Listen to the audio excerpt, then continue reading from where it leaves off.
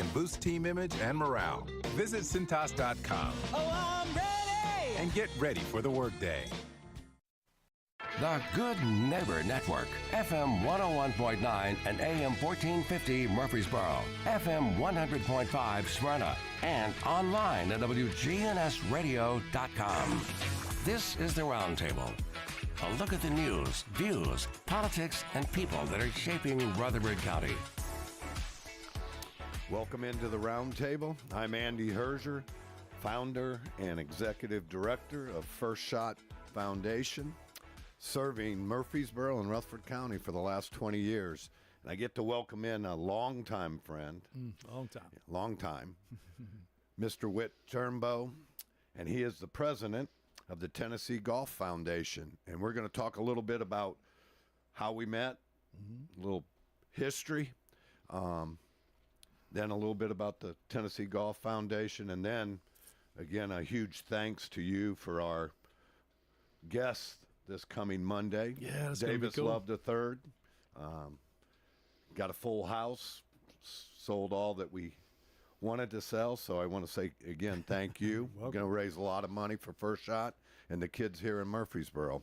But going back to history, the first time I remember Whit he was in my basketball class at MTSU. I didn't know that he was a golfer at the time. Here he is, a 6'4". You know, I just thought young athletic kid that wanted to come and get a little exercise. And until Johnny Moore shows up, your coach, and he says, "Herzer, what are you doing?" I said, "What do you mean?" He said, "That's one of my golfers." I said, "I didn't know. I don't have your roster." But he said, "He's not playing anymore." Yeah, I remember that day vividly. I've told that story before. I remember, vividly meaning I remember it. I remember you splitting us up into the different baskets spread around Murphy Center, and we were playing a little 3-on-3 game or something. And I remember driving one to the center down the lane and trying to manufacture something. And I remember you saying, "Turnbow." And I walked over there, and you said, "No, I don't want to ever see that again," because it was like Coach Moore was going to kill both of us if an ankle got rolled or something in there with a brand new. That was my freshman year there, so I remember that day vividly, and the first time you said that's no more of that. So I think I watched a lot from the sideline. I wrote a bunch of papers, whatever we could do to get through it without having to actually play basketball. Well, again, it was one of those great things, and one of my, I guess, dear friends was Coach Johnny Moore. So talk a little bit about Coach Moore, your golf experience at MTSU. Yeah. I've been truly fortunate over the years to have had some tremendous men in my life, you included. And Johnny Moore was one of them. He was, I came to Middle to play for him. You know, I had a chance to play a little junior college basketball or Division I golf in some places, and just figured that I wanted to play Division I something, which is why I chose golf. But I wanted to play for Johnny Moore because he was tough. He was old school, gentleman of the game, fantastic heart. And, he held us accountable, and he was a tremendous man in my life. And I talked to him, that was 1996. So, that's almost been 30 years ago here pretty soon. And I still talk to him monthly about something. He's in Bowling Green now and got grandkids and all kind of stuff going up there, and in his mid-80s. But I still talk to him. I still ask him, when tough stuff comes up, I'll call him and ask him what he thinks about stuff. And he's been a tremendous figure in my life for a long time. But we had some fun and won a bunch, but I miss seeing him. I know I don't get to see him. I hadn't seen him in a couple of years, but he'll sneak down here for a basketball game or something every now and again, especially when we're playing Western. He likes to gig those Western people, and but I miss seeing him, and he's a wonderful man. Yeah, true gentleman. I can remember one time after us being let go, he kind of cornered me and he said, "Andy, did you feel like you got treated right? I said, we deserve to get fired. You know going in, and this is a segue into your coaching, all right, that eventually you're either going to retire with a lot of wins or you're going to get fired. And I remember Jerry Green, my head coach, putting his arm around me and said, hey, do you see that guy over there? I said, yeah, that's Joe. He was the custodian at the time of the Justice Gym where we played. He said, he'll last longer in his job than you will yours.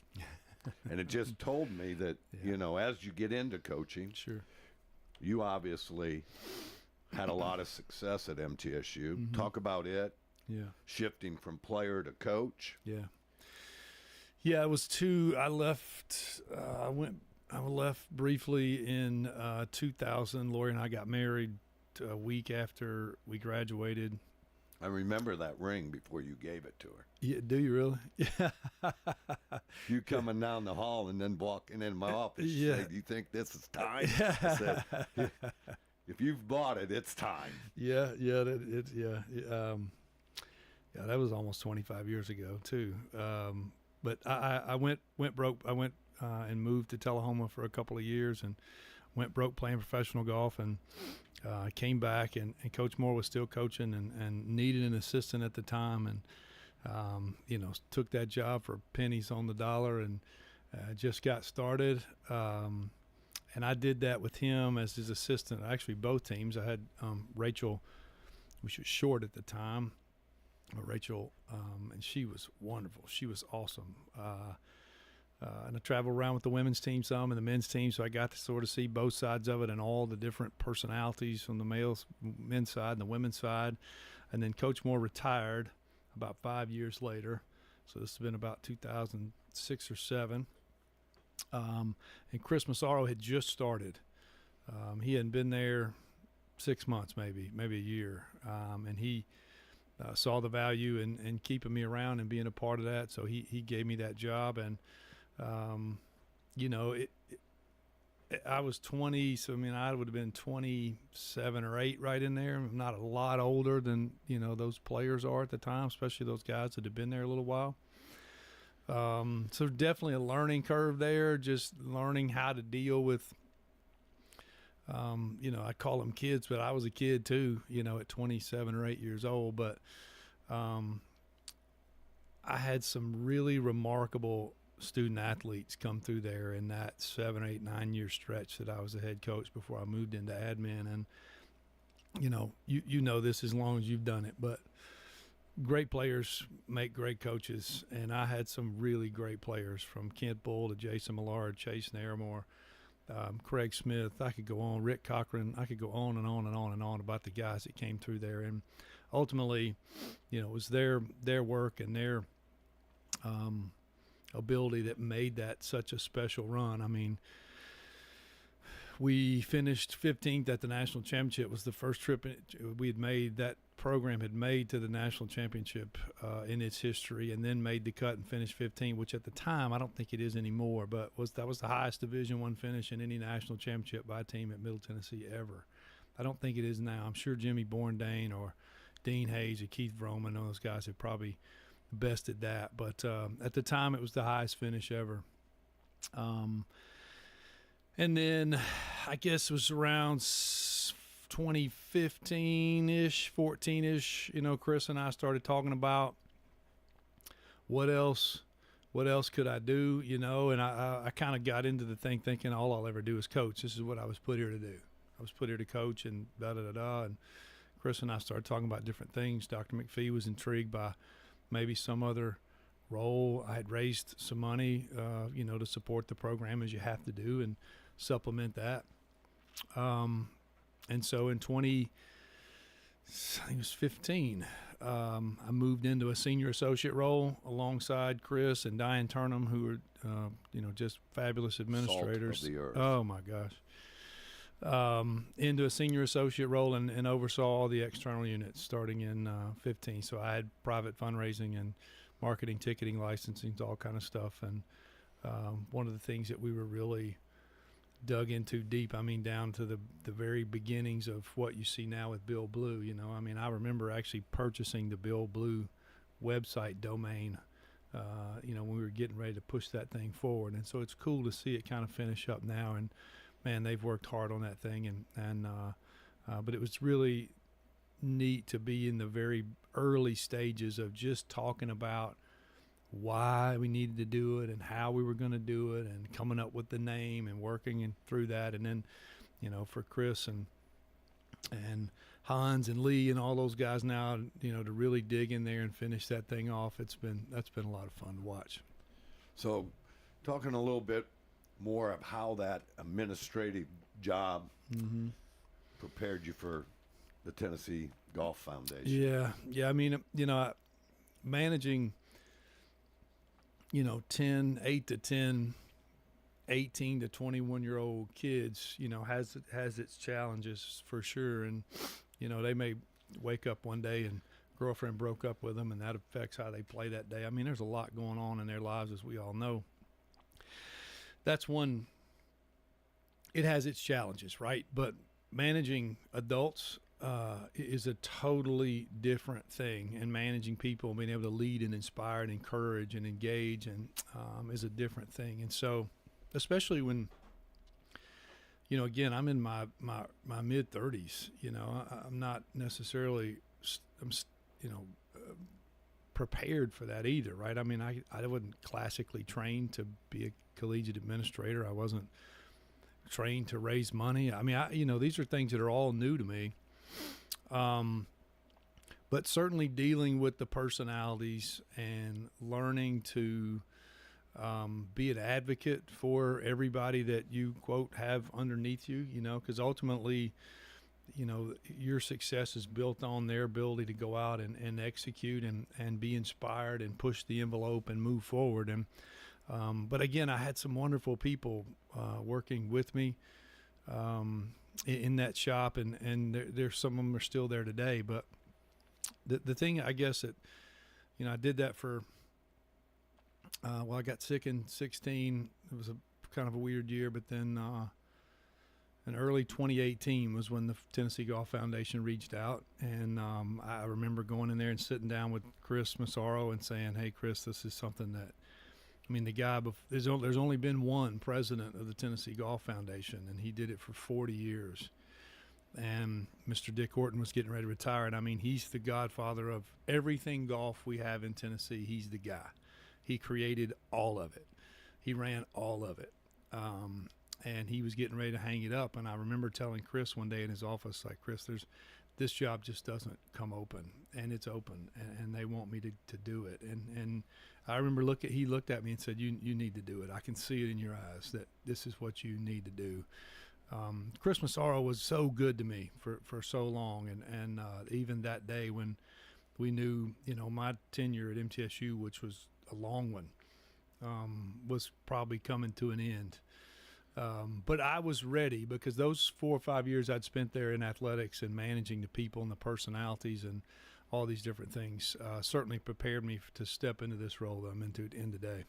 Yeah, I mean, in athletics, I don't think people really understand the personalities and how different, and everybody's pushing the envelope to get and fight for their own programs, and you're trying to you know, juggle it, handle it. Yeah.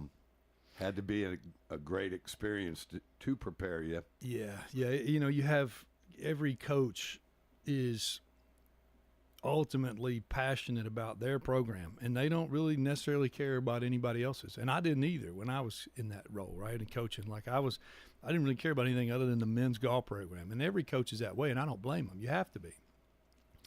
And so every coach, you know, I had some sport administration duties, and every coach is up there knocking on your door wanting to know, can I do this? Can I do that? Can we buy this? Can we buy that? Can we build this? Can we build that? And so it's a definite little, you know, give and take on what you can get done and who you can help and when. I had tennis and golf and baseball. So I had Jimmy Bourdain, who is just a madman when it comes to just pushing the envelope. And you can see when you go over there now, I mean, he has done a phenomenal job with that tennis program, and building that thing to what it is today. And of course, I got to work with Dean Hayes. I mean, he's the GOAT. Dean Hayes. As a sport administrator and working with Dean Hayes, I mean, how do you tell Dean Hayes what to do? How do you give Dean Hayes advice? He's when I went to see him, he was giving me advice. And I thought, this is supposed to work the other way around, Coach. But he was, again, a world-class human. And then I had Jim McGuire, who did a remarkable job too. He was a good man, and I miss seeing him too. But the personalities can be difficult to manage, but I was fortunate to have some really great people. And of course, as close as I was to the Insels and having Rick and those folks around there, right across the hallway from my office in Murphy Center, was always a good place, a respite for me, a place that I could go. And again, Rick's been in my life for 40 years, and so I went in there seeking advice a lot too, and so he's instilled today. I mean, I still ask him stuff today, and he's still a part of this today. So I've been fortunate to have some tremendous men in my life over the years that, from college athletics to golf to you name it, can help sort of shape the direction and give you a pretty good North Star as to where you ought to keep things pointed. But MTSU is a huge part of that.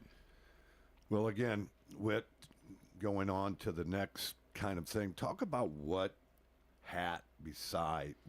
your main responsibility with the Tennessee Golf Foundation? Yeah, so the Tennessee Golf Foundation, in a nutshell, is the caretaker of the game statewide. So we have 3 distinct bodies in Tennessee that organize and are the administrators for the game. You have the Tennessee Golf Association, which is the amateur body, amateur competitions. Every person in Tennessee that plays golf and has a handicap is a member of the Tennessee Golf Association. There's 42,000 of them, I think, now. You have the Tennessee PGA, which is the liaison to our 500-plus golf professionals and associates that they have across statewide. And then you have the Tennessee Golf Foundation, which is really the caretaker of the game. We take care and make sure the game is sustainable, it's growing, it's affordable, and it's accessible, most notably, because golf is a difficult to find, difficult to play, expensive game. And so what we do every day is try to knock down those barriers and make the game accessible to everybody. We do that in a myriad of ways, from junior tours that are cost effective and easy to join and easy to play and not expensive to be a part of.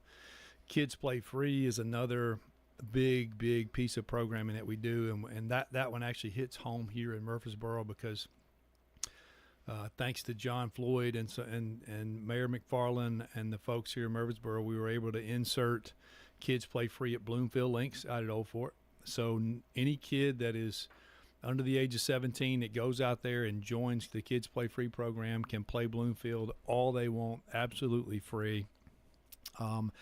And we supplement that to the city to make sure that there's no negative revenue in there for the city. And that's been a godsend. That program statewide now has 11 different locations that these kids can play statewide for nothing. And when it started, that first year we played about 200 free rounds that first year. And this year we'll probably play between 11 and 12,000. So it's getting huge. How do you expand those 11 sites? Because obviously 11 is not enough. I can see it in your eyes. No, it's not enough. The hard part becomes, that it's best done. It's best done at a executive style or 9-hole facility, right? Because that's one where a young man or young lady and his mom or dad or brother or sister can go and they can just walk and play in a couple of hours or whatever the case may be, and you don't need a lot. When you go beyond that and you get into big 18-holers where it's crowded and you need a golf cart and things like that, it gets tough. But Bloomfield, that explains why Bloomfield Links is such a great spot for it, and I hope maybe if there's somebody listening in Smyrna, I'd love to get the Smyrna executive course up there on that at some point where these kids under the age of 17 can go play there for free. But it's best. It's a difficult fit on a big golf course, but there are some that are doing it, and they're saying, after on Wednesdays, Thursdays, whatever the case may be, after 3:00, kid under 17 shows up, and a lot of times you have to have a parent with you at that point in time because you need a golf cart or something like that. But it's expanding rapidly. We added 3 last year. We'll probably add a few more this year, but it's one of our most impactful areas of programming. And living here in Murfreesboro, I never left when all this happened. I drive to Franklin every day. This is home for me. So to be able to do it here and impact the community in that way here in Murfreesboro is something that's pretty special. Well, we're going to take a quick break and be right back.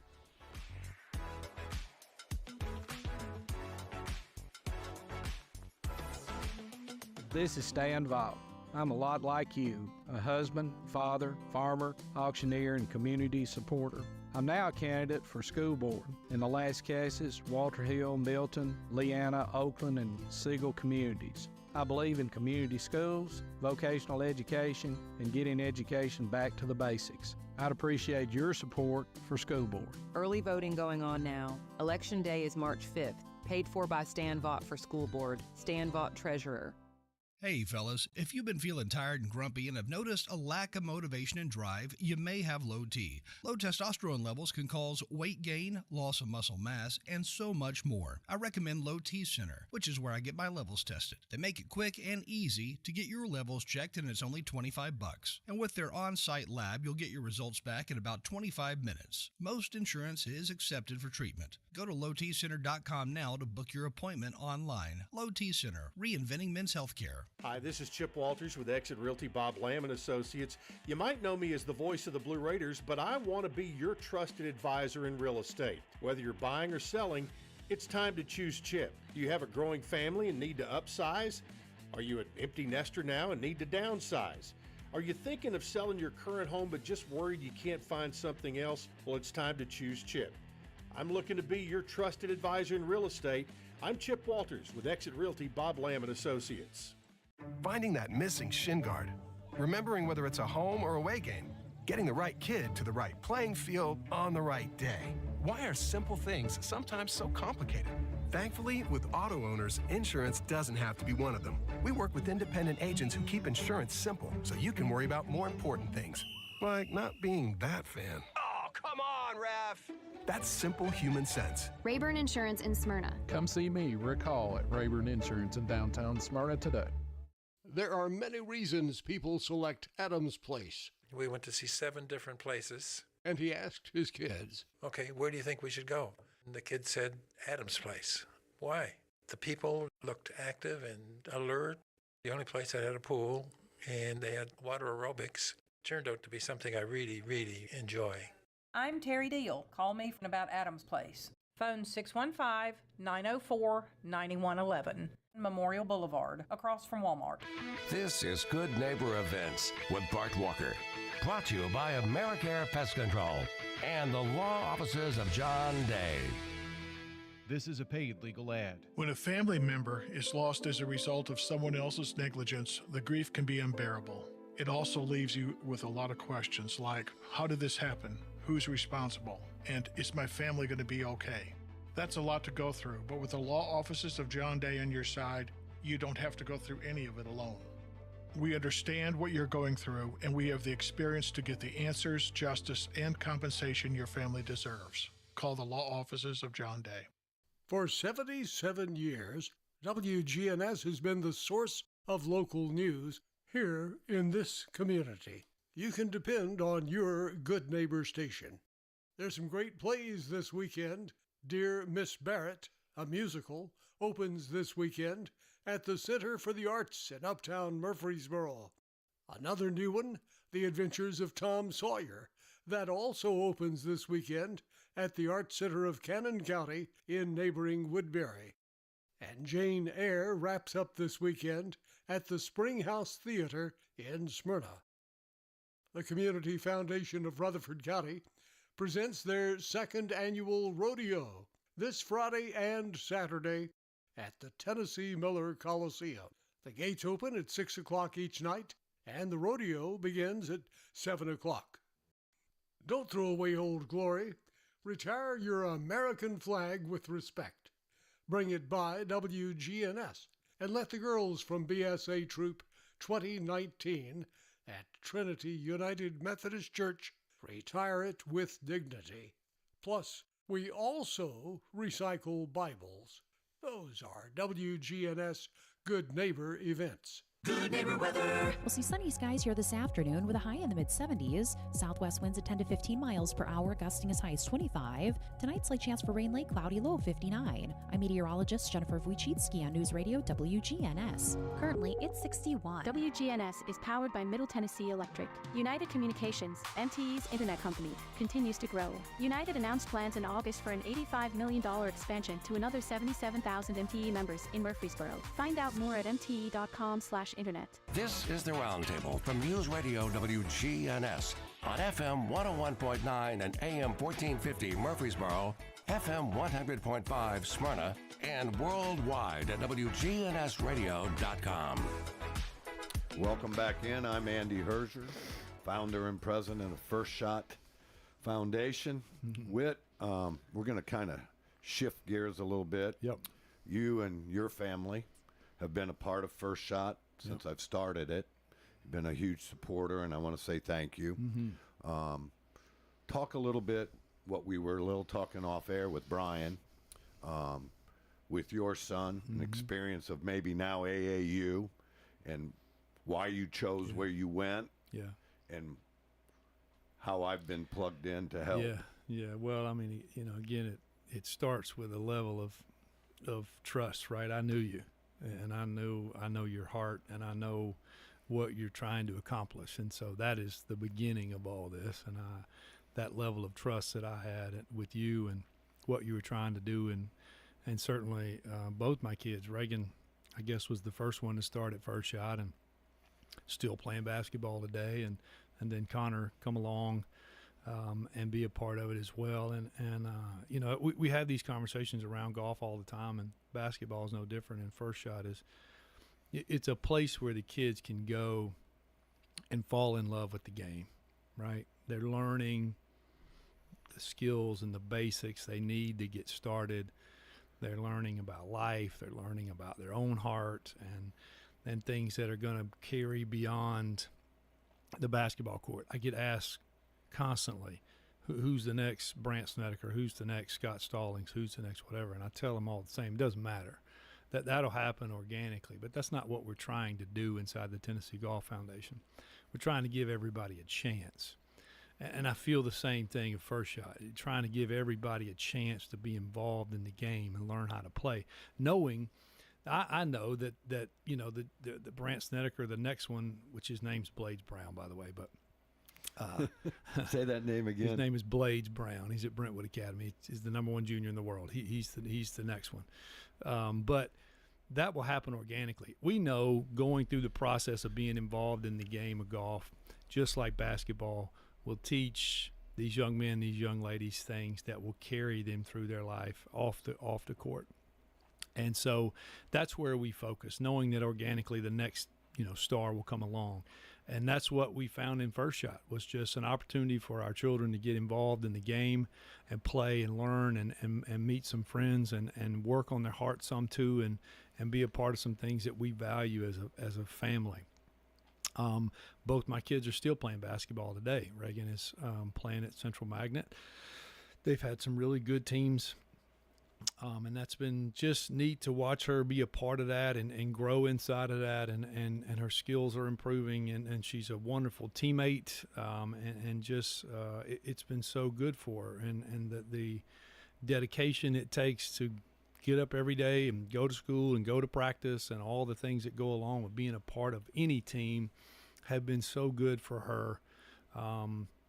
And then she drops basketball. I mean, they bowed out in the region tournament a couple nights ago, and then she's practicing softball today. So I mean, just one to the other. And Connor is just turned 11, and so he wanted to play some AAU basketball in the summertime, and so we looked around. I looked around a lot to try to find a good place to put him, and ultimately landed Linus Martin, who is the assistant basketball coach at Siegel.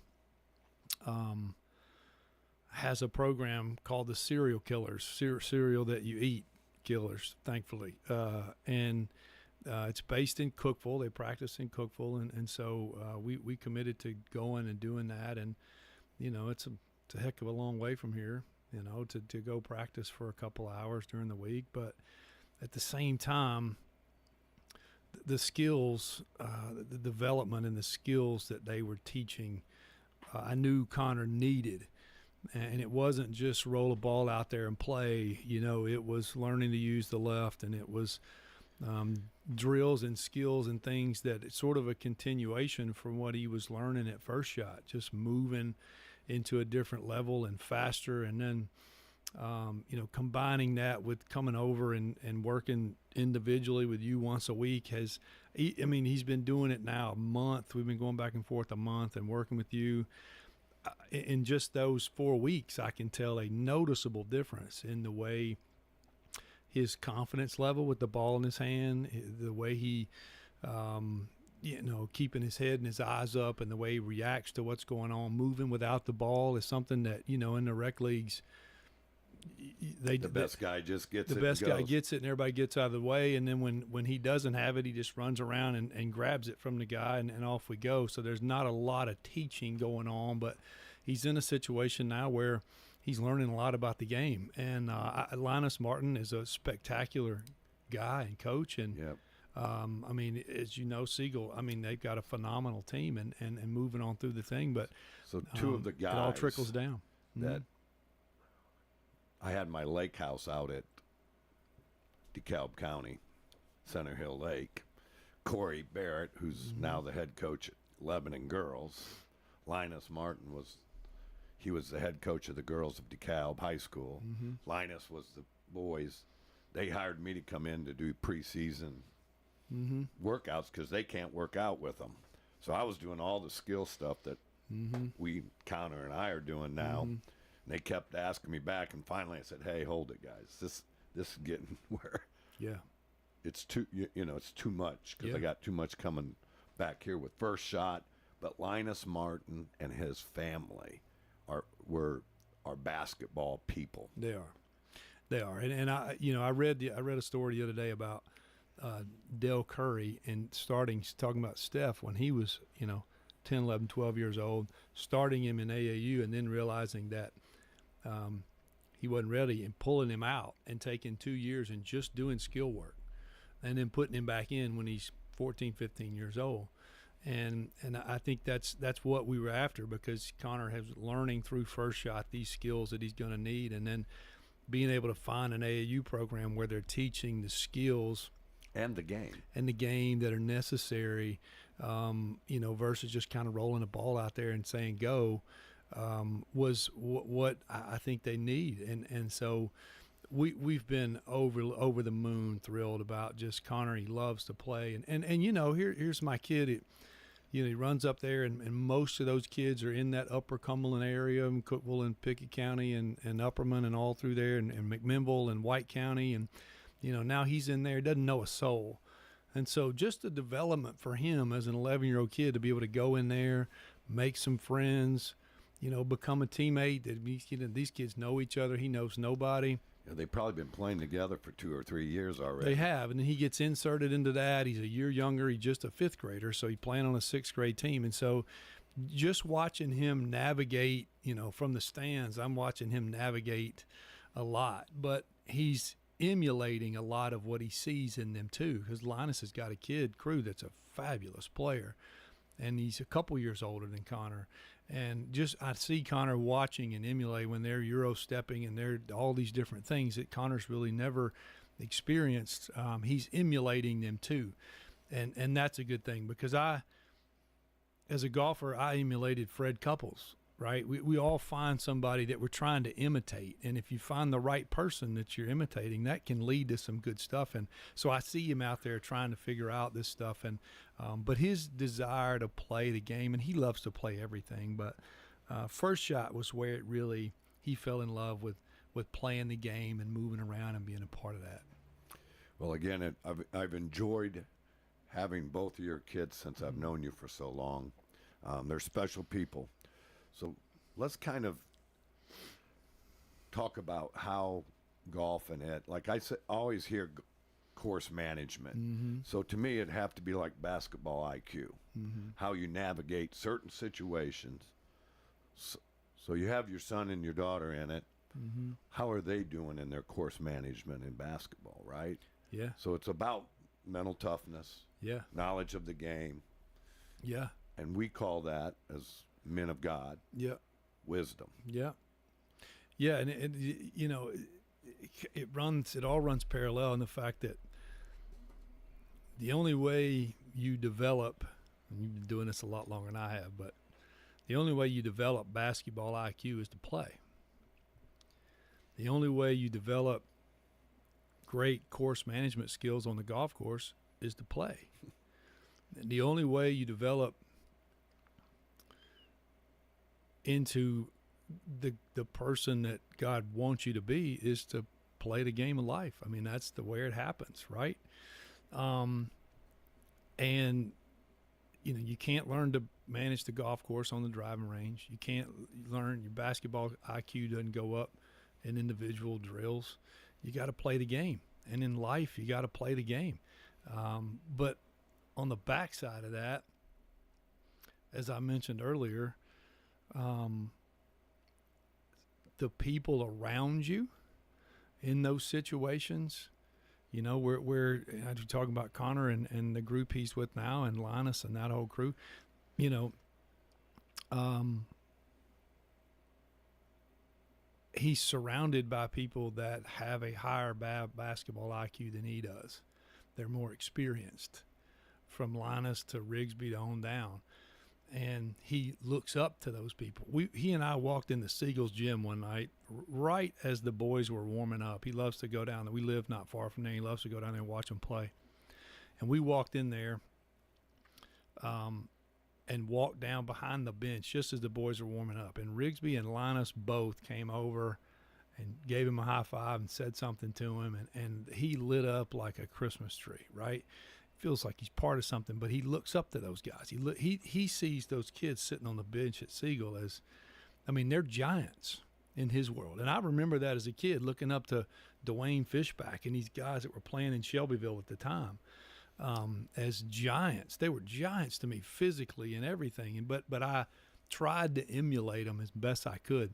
And so whether you're on the golf course and whether it's friends or parents or whatever the case may be, or you're on the basketball court and those folks around you, or just in life in general, you know, you become to some extent the sum of who you surround yourself with. And if the idea is to become more and more of the man or woman that God wants you to be, you have to start by surrounding yourself with people who can help you do that and help you hold you accountable and help be a part of that process. And I find that, as I mentioned from the very beginning, in some really great men, you included, that have been around me and help hold me accountable, that I can call and ask dumb questions to, that won't sugarcoat the answer, that'll just say, here's the deal. And I count Brady Cooper in that, and I count my dad in that, and I count several friends in that, and people in that are a part of my life. And so, you know, yeah, it's basketball or it's golf, but ultimately I want the right people around my son, and I want the right people around my daughter. And she's got a tremendous group around her at Central Magnet with Alan Bush and his staff and Greg LaPointe. She's got great people around her. And that's really what I want for my children, is to be surrounded by great people that they can emulate and imitate and be around and strive to be. And fortunately for me, my kids have had the same experience that I have. Well, we're going to take another short break, and then we're going to come back and talk about the sneaker ball. Right. It's a critical time in education, and we need experience on the Rutherford County School Board. That's why we need to elect Butch Vaughn to the school board in Zone 6. He brings experience as a public educator from his years in the classroom and as a coach to being principal at Central and Blackman Middle and Oakland High Schools. Butch Vaughn has also been in private education as the former headmaster at PCA. Experience counts, especially now. That's why we need Butch Vaughn on the Rutherford County School Board. Paid for by Butch Vaughn for School Board. Pryor Manning, Treasurer. At Middle Point, we are making major investments to transform our facility and our impact on the community. To date, we've invested $7.5 million in our on-site gas collection and control system, including the installation of 84 new gas wells and nearly 4,000 linear feet of horizontal collectors. These improvements have led to a 98% drop in odor reports, corresponding to a 52% increase in the landfill gas we collect. Follow along at middlepointlandfill.com. Here at Bud's Tire, we make buying Michelin tires simpler. I'm Allison Mitchell with Bud's Tire Pros. We offer a straightforward approach to service, including nationwide warranties with every purchase. Stop in today to see our full lineup of Michelin and BF Goodrich tires. For whatever you drive, Michelin and BF Goodrich have a tire to fit any need. Bud's Tire Pros, hassle-free, guaranteed. We're located on East Main Street, exactly 3 miles from the town square, 1 mile past Rutherford Boulevard. Visit us online at budstirepros.tn.com. Hey everyone, it's Taylor with Bell Jewelers. Fun fact, it's leap year. Ladies, did you know that this year is the year that you can ask the man to marry you? That's right, you pop the question. Come to Bell Jewelers, pick out the engagement ring of your dreams, and go ahead and get down on one knee because it's your time to shine. February 29th only. Hey everyone, it's Taylor with Bell Jewelers, 821 Northwest Broad Street, across from Toots. Del Walmsley and the Wealth Cycle. This is the wealth cycle that I've taught for 30 years. Buy one house, 10 houses, an apartment, 2 apartments, 8, 20, 500 units, 1,000 units, 2,000, 5,000 units. And as you keep putting the money and the profits back in, you become one of those rich people. And much quicker than you'd even believe. Learn Dell's Wealth Cycle at GiveMeTotalFreedom.com. Use promo code 2023. Save 60%. Code 2023. GiveMeTotalFreedom.com. GiveMeTotalFreedom.com. If you're not waking up to the Wake Up Crew, here's what you've been missing. Time for Brian to come into your homes.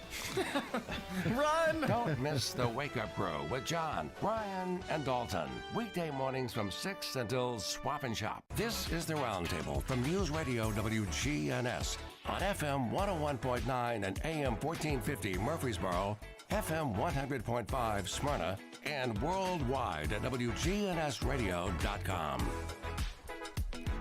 Welcome back in. I'm Andy Herzer, Executive Director of First Shot Foundation. I'm here with Whit Turnbow, President of the Tennessee Golf Association. We're going to switch gears a little bit, talk about my fundraiser that's coming up and how you had a hand in it. You've always kind of had a hand in it and helping me reach out to people.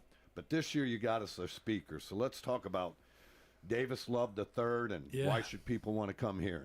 Yeah, I mean, Davis is a friend of a friend of a friend. You know, Davis, obviously, we work closely inside the golf world, and Davis and Snedeker share an agent, a fabulous guy named Jimmy Johnston. So we work with Jimmy a lot and working through this, and felt like Davis Love was he's such a great storyteller because of what he's seen and been a part of, right? I mean, he was the Ryder Cup captain, won one. He's a major champion. He won a dozen times on tour at least. I mean, this guy's seen it all when it comes to golf, and he's just a wonderful human being. And so fortunate that he agreed to come up and do it. And, we catching him in a point in his career where he's still actively playing the Champions Tour, but to some extent winding that down. And he's very involved with the PGA Tour enterprise and the business itself and on their boards and committees. And very involved with the Ryder Cup and, every year in the middle of all that and trying to sort all this out with the PGA Tour and live golf and all this stuff. And Davis is an icon in our sport, and so I'm thrilled he's coming to town to do this because I think people will enjoy hearing him talk through some of his experiences and get a chance maybe to ask him some questions about some things that he's seen and done and been a part of. And you talk about managing people, how in the world you manage a Ryder Cup team with the best in the world and all those egos, Tiger included, Mickelson included, and manage that and go and win a Ryder Cup. I'm anxious myself to hear what he has to say about some of that. So, yeah, March 4th, we're going to do it. Yep, and it starts at 6 o'clock at the Keach Hangar here in Murfreesboro, Tennessee. If you want some more information on it, you can give me a call at 615-631-5312. Whit, what are the 3 top questions you're going to ask him? Because you're hosting this for me and interviewing him, and I can't thank you enough, because after this interview, I don't know if I'd want to get up with Davis Love III and interview him. For whatever reason, I've had quite a run in the last few days of these sort of fireside chats, interview type settings. I had Jim Nance at the Rutherford Foundation, the Ascension St. Thomas Rutherford Foundation Gala, which was amazing, on Saturday night with Jim Nance. Of course, he's a layup because he's so good at talking and telling stories of what he does for a living that you just have to kind of get him going, and he goes on for ever and ever and ever. But a world-class human, and that's shown through probably more than anything that night. And then last night I had David Gossett in a similar setting, 99 U.S. amateur champion out of Memphis, has recently moved back to Tennessee. And, David Gossett was widely regarded as the next can't-miss guy. I mean, he went to Texas, Memphis, went to Texas, Big 12 Player of the Year his freshman year, won the U.S. Amateur, turned pro, and in his first year on tour, won the John Deere Classic. I mean, he was off to the races, and then he spent 15 years struggling. And so it was really interesting to dive into that with him last night and hear about what he took from that, how it helps him now. And he, he said, I transitioned from being a professional golfer to being a professional father and a professional husband, and all this sort of stuff is really fantastic stuff. So with Davis, again, he's been a part of everything you can accomplish in the game he accomplished. There haven't been many Ryder Cup captains in the history of golf. That there just haven't been many. They only play it every couple of years. Guys that have been successful at it, they use them more than once. But he has been the captain on a couple of occasions and won one. So I definitely want to get into that and managing those people and those teams. And we'll get him into some stories about, how that went well and how that went wrong and things like that. And then he won a PGA championship. The major championship he won was a PGA. And there's an iconic picture out there because he had right through there lost his father, which he wrote a book about, right through there. And then on the last hole of the PGA, he talked about his dad all week, and everybody knew that was a part of the story. And right there on the last 72nd hole of the PGA, he makes a putt to win that major, his first major and only major. And there's this massive rainbow in the background, and there's this great picture of him making that putt and reacting to it with that rainbow in the background, and his dad being there with him. And so we're definitely going to get into some of that and his thoughts through the week on some of that and how that inspired him. His dad was a great golf coach. He was PGA professional, long-time PGA professional. So, as long as his dad taught him how to play and he was a PGA professional, and to win the PGA Professionals Championship, with what's going on and losing his dad. But I also want to get into, Davis, as I mentioned, is involved in the PGA Tour at a deep level. And so he has got tremendous business acumen, and that's why he's involved on that level with the PGA Tour. And as we all know, the PGA Tour is in flux right now, and there's a lot going on in the world of professional golf, and he's been into that. Not that he'll tell us all the dirty details, but I think he'll have an opinion on where it is, where it's headed, and so he's a wealth of stories and things that he can tell. And so that's ultimately what I want him to do, is tell stories. And I think that's what when you get into these situations like that, people telling stories is where we're trying to go, and he's got a wealth of them to tell. So it should be a good night. Well, the first time I ever met him was at a bachelor party for Brad Doherty and Buzz Peterson, Carolina That's right. guys. He's a Carolina guy. And I guess because Buzz was Buzz wanted to be much as a golfer as he did a basketball guy. And so I guess that's their connection. And Can't wait to Yeah. see him again. And yeah, I forgot he was a Carolina guy. That's right. So you all have some mutual friends, I'm yes, sure. two really. I mean, they were. I mean, Yeah.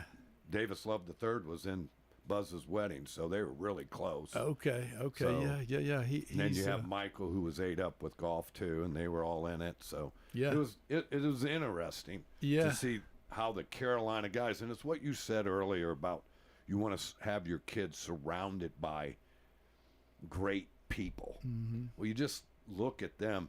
It was the who's who up there. 4 professional basketball players, a professional golfer in Buzz's wedding. So you just look at it back, and it's who you surround yourself with gives you the opportunity for doors to be open. And that's all we really want, is to give kids their first shot with. And that's what it. First Shot is about. Yeah. We just want to give them a chance. About it. Yeah, we just want to give them a chance. It's funny you mentioned that about the people you're around and those habits and those things that you pick up from them. But Nance told a story the other night about, because he was teammates at Houston with Fred Couples. Wow. They were on the same team. Now, Nance will tell you that he was the worst player on the team. Freddie was the best player on the team, which may be the case. But, Jim Nance is a big man, 6'5", he's big. And so he was a fabulous golfer. But he's told the story the other night that he and Blaine McAllister and Fred Couples were all roommates, and that they actually, Jim Nance even back then knew he was going to be a broadcaster. Even told anybody that would listen he was going to work for CBS. So to say it was an obsession for him to do what he does today is absolute truth. He knew what he wanted to do. So he was doing the local sports on the local TV stations in Houston back when he was in college. And so he would, in order to prepare and do these types of things, he would interview Blaine and Freddie at the apartment when they were in college. And they went as far as they would rehearse the green jacket ceremony in their apartment when they were in college at the University of Houston with both of them ad nauseum. And when Fred won his Masters, Jim obviously was in the tower calling it and was in Butler Cabin during the green jacket ceremony. And Freddie looked at him when he stood up to put it on, and he said, "We've done this before." Never forgot it, right? And he went on to tell the story about how they were just kids dreaming, but they acted on what they wanted to do, which was win the green jacket. Fred Couples and Jim Nance had done the green jacket ceremony in their apartment 30 years before they actually did it in Butler Cabin, and neither one of them never forgot it. And when it time came and they stood up, Fred said, "We've done this before." That's a great story. And it's amazing how sports does that for people. I mean, you were surrounded by great teammates too. I remember because that was a good team you played on with Coach Moore. I told this story not long ago. I don't know whether it was on what we were at with social media, maybe around. I had a teammate named Brett Alexander, and he and I were roommates, and he was incredible. A 3-time OVC champion. He's the only guy to win it back-to-back individual championships like that from Missouri. And I'll never forget it, waking up on a February day, snow everywhere. They'd canceled school for the day at MTSU, and I walk into the living area, and he's outside in the snow. It's 20 degrees, and he's cleared off a patch behind the apartment complex where he could hit from, and he's taken an alignment rod or something to the other end, 60, 80 yards from him to the other end, and stuck it in the ground. And he's sitting there on a 20-degree day with snow on the ground, hitting wedges to that stick he put in the ground down there. Well, as his roommate, at that point, my decision is go back to bed, eat, do something. But here's my teammate out there busting his tail on a day when it had been really easy just to sit on the couch and watch TV. And so I joined him. That's the only thing that, we knew. That's the only thing I thought was appropriate. So I went outside and got my wedge, and I went to the other end and I flipped them back to him. And pretty soon the other roommate, woke up, and he comes out. And before you know it, we spend, an hour outside in the snow hitting wedges. And it, there's probably nothing physically that we learned right there. There's probably nothing that we figured out in that hour about how to technically, physically hit a better wedge shot. But it was just the fact that we knew at the end of the day that nobody else was doing it. And we knew that those guys at Florida State didn't have this problem, and they were out practicing because it was probably 75 degrees and sunny. And so it was just the fact that we knew we had to, but it took him. Now, had I walk in the living area and he's sitting around watching television, eating cereal, that's what I would have done too. But he was working, and so as a teammate and a roommate, you follow along with what's going on, and we did, and that's absolutely the reason we were able to accomplish what we were able to accomplish, was because of the people we had around and their work ethic, and it just bleeds down into everything that you do when you have people like that around. And that's what I want for my kids, and that's what ultimately, whether you're talking about First Shot or the Tennessee Golf Foundation or whatever, that's ultimately what we're after, is just the right people around our kids and our families, to give them that influence and that nudge. You never know where it'll come from, where that nudge will come from, where that little bit of inspiration will come from. And interestingly enough, again, I keep going back to Jim Nance, but I asked him last night where his inspiration to get into golf came from. And he said, well, my dad took me to the Masters. That is exactly what happened to me. My dad took me to the Masters when I was 11 years old. He saved up, rode in a minivan, left in the middle of the night, drove all the way to Augusta, got there like 4 a.m, slept for a couple hours in that van. And at that point in time, you could just get out, walk to the gate and buy a sticker and go in. The stickers were $20. And so 6 a.m. we get up, we walk in. I was 10 years old, buy the sticker. He bought me a sticker. I put it on my shirt. He bought me a hat out of the apparel place there, and I took the hat, and I had every human being in the Masters I could find sign that hat. I have the sticker and the hat still today. And I left there knowing that this was what I was going to do. I didn't know if I was going to play in the Masters, attend the Masters. I didn't know, but I knew golf was what I was going to do. And you never know where that little bit of inspiration may come from. It may come from, a basketball game. It may come from a golf event. It may come from whatever, but that's what we're trying to hand these kids, is just that small bit of inspiration that propels them into who knows what. Well, again, Whit, I just want to thank you for coming in, sharing. Yes, sir. Again, want to wish you the very best with Tennessee Golf Foundation. Thank you. Thanks for having me.